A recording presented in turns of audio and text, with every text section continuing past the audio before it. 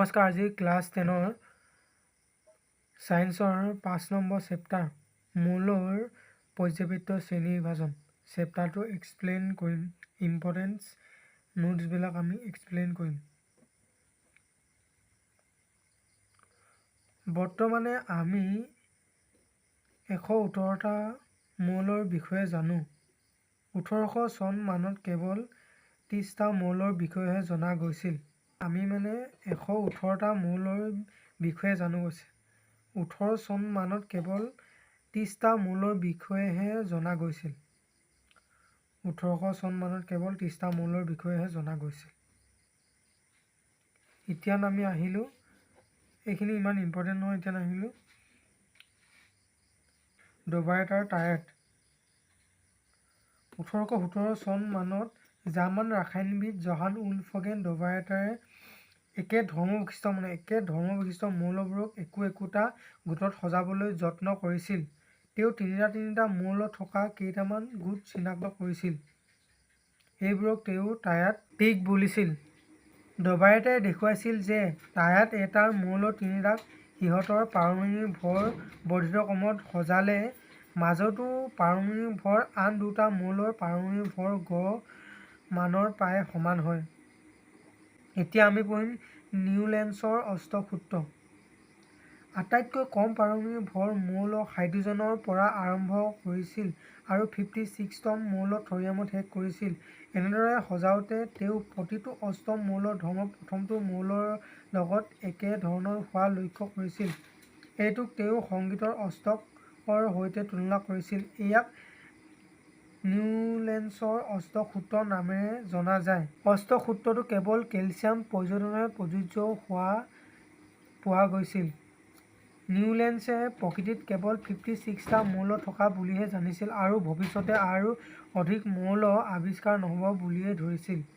নিউল্যান্ডছে তেওঁৰ তালিকাখনত মৌলবোৰ সজাওঁতে কেৱল একেটা স্থানত দুটাকৈ মৌল স্থান দিয়াই নহয়, ধৰ্ম মিল নথকা কিছুমান মৌলকো একেটা স্তম্ভতে অন্তৰ্ভুক্ত কৰিছিল। কবাল্ট আৰু নিকেল স্থান একেটা আৰু সিহঁতক ক্লৰিন আৰু ব্ৰমিন সৈতে একেটা স্তম্ভতে ৰখা হৈছে, অথচ সিহঁতৰ ধৰ্ম এই একেটা মৌলৰ পৰা যথেষ্ট পৃথক। নিউল্যান্ডছৰ অষ্টক সূত্ৰটো কেৱল পাতল মৌলবোৰৰ ক্ষেত্ৰতহে ভালদৰে প্ৰযোজ্য যেন দেখা গৈছে। এইটো এটা ইম্পৰ্টেণ্ট নোটছ।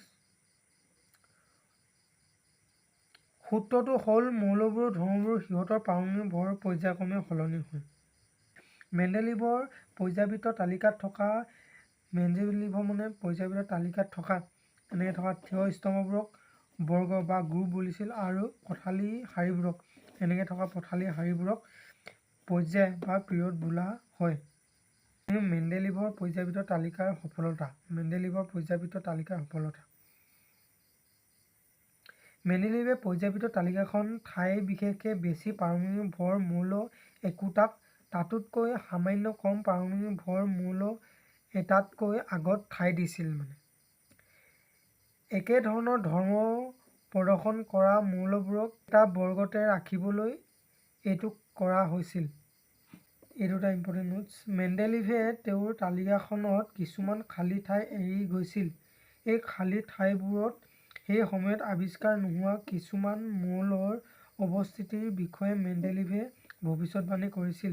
একেটা বৰ্গত থকা পূৰ্বৱৰ্তী মৌলটোৰ নামৰ আগত সংস্কৃত শব্দ একা অৰ্থ এক যোগ কৰি মেণ্ডেলিভে এই মৌলবোৰৰ নামো দিছিল।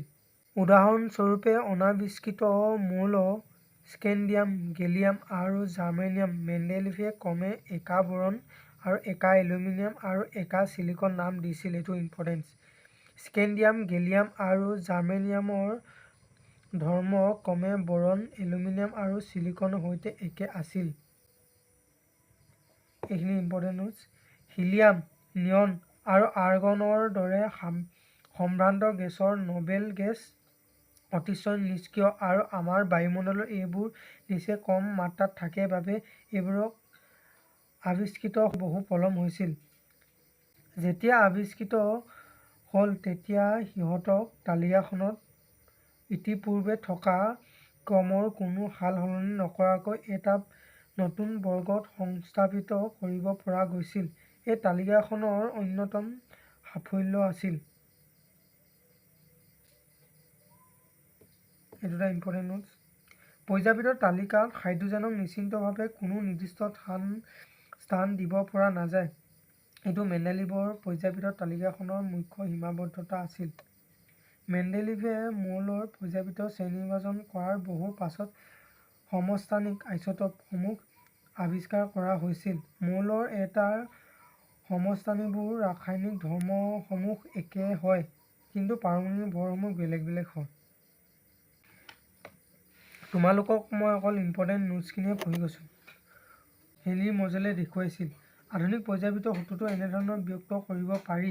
মৌলবোৰৰ ধৰ্ম সিহঁতৰ পাৰমাণৱিক সংখ্যাৰ পৰ্যায়ক্ৰমে সলনি হয়। এই দুখন পৰ্যায়বিধৰ তালিকা তোমালোকে এই পিছলৈকে মনত ৰাখিবা। তোমালোকে যদি ভৱিষ্যতে ছায়েন্সত পঢ়া তেতিয়া পিছলৈকে তোমালোকক দৰকাৰ হ'ব। আধুনিক পৰ্যায়বিধৰ তালিকা মৌলবোৰৰ স্থান। আধুনিক পৰ্যায়বিধৰ তালিকাৰ 18টা থিয় স্তম্ভ আৰু 7টা আনুভূমিক শাৰী আছে। এইটো ইম্পৰ্টেণ্ট নোটছ। আধুনিক পৰ্যায়বিধৰ তালিকাখনত 18টা থিয় স্তম্ভ আৰু 7টা আনুভূমিক শাৰী আছে। আধুনিক পৰ্যায়বিধৰ তালিকাৰ মৌলৰ ধৰ্মৰ পৰিৱৰ্তন প্ৰৱণতা। জুইযতা ভেলেন্সি। মৌল এটাৰ মৌলটোৰ পৰমাণুৰ বহিঃতম কক্ষত থকা যোজক ইলেক্ট্ৰনে নিৰ্ণয় কৰে। পাৰমাণৱিক আকাৰ এটমিক চাইজ খিনি তোমালোকে পঢ়ি ল'বা। ধাতৱ আৰু অধাতৱ ধৰ্ম। পৰ্যায় এটাত সোঁফালে ক্ৰমান্বয়ে যোজক ইলেক্ট্ৰনৰ ওপৰত আকৰ্ষণীয় ক্ৰিয়া কৰা কাৰ্যকৰী নিউক্লীয় আধানৰ মান বাঢ়ে। সেইবাবে ইলেক্ট্ৰন হেৰুওৱাৰ প্ৰৱণতা কমে। বৰ্গ এটাত তললৈ ক্ৰমান্বয়ে যোজক ইলেক্ট্ৰনৰ ওপৰত আকৰ্ষণীয় ক্ৰিয়া কৰাৰ কাৰ্যকৰী নিউক্লিয়াছৰ আধান মান কমে, কাৰণ বহিঃতম ইলেক্ট্ৰনসমূহ নিউক্লিয়াছৰ পৰা অধিক দূৰলৈ আঁতৰি যায়।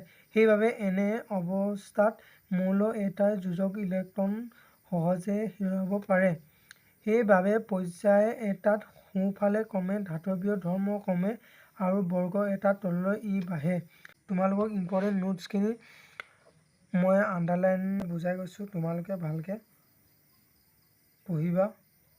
Thank U.